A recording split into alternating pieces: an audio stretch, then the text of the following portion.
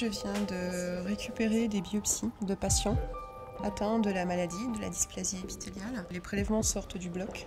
Donc maintenant, je pars au laboratoire à l'Institut Jacques Monod pour pouvoir traiter ces biopsies et pour pouvoir les analyser en fait. Donc ça, c'est quel patient alors? Ça, c'est le patient. Il y a le contrôle et il y a le patient DEI. La dysplasie épithéliale intestinale est une maladie de l'intestin rare. L'absorption des nutriments ne se fait pas. Là, c'est vraiment une malformation du tissu intestinal. Ça commence dès la naissance, les enfants naissent avec la maladie. C'est comprendre cette maladie, découvrir des cibles thérapeutiques pour pouvoir aider ces patients à terme. Bien avoir la villosité et les tufts qui sont... Pris isolément, personne n'est efficace. Il faut vraiment qu'on travaille ensemble pour optimiser l'efficacité des découvertes d'un côté et nous, ce qu'on peut avoir comme application auprès des patients. Je suis co-chef d'équipe à l'Institut Jacques Monod avec René Marc-Mèche. On dirige une équipe qui s'appelle Adhésion cellulaire et mécanique. Donc c'est une équipe qui est à l'interface entre la physique et la biologie. On commence à comprendre comment les forces qui sont échangées ou qui sont appliquées sur les cellules vont contrôler leur devenir. Delphine, elle est biologiste cellulaire, mais ce qu'elle a pu apporter, c'est justement le côté un peu translationnel. Donc l'idée d'aller entre la mécanique, la médecine, la biologie, voilà, c'est d'avoir toute cette interface-là. Il y a un vrai souci, c'est de créer des jonctions entre ce qu'on appelle la clinique et ce qu'on appelle la recherche. Et là, c'est une collaboration entre un hôpital renommé et un institut de recherche non moins renommé. Donc c'est du gagnant-gagnant.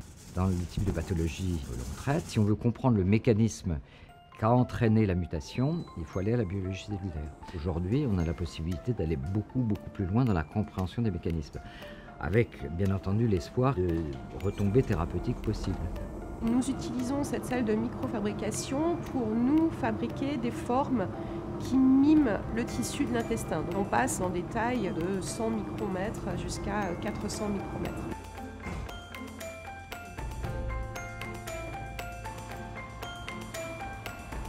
Moi, je m'occupe de faire pousser des cellules qui proviennent de l'intestin justement, sur des rangs revêtements qui vont mimer l'intestin et créer des villosités comme dans l'intestin, des sortes de petites bosses. On essaye de vraiment contrôler la rigidité, la topographie et la chimie de cet environnement de l'intestin.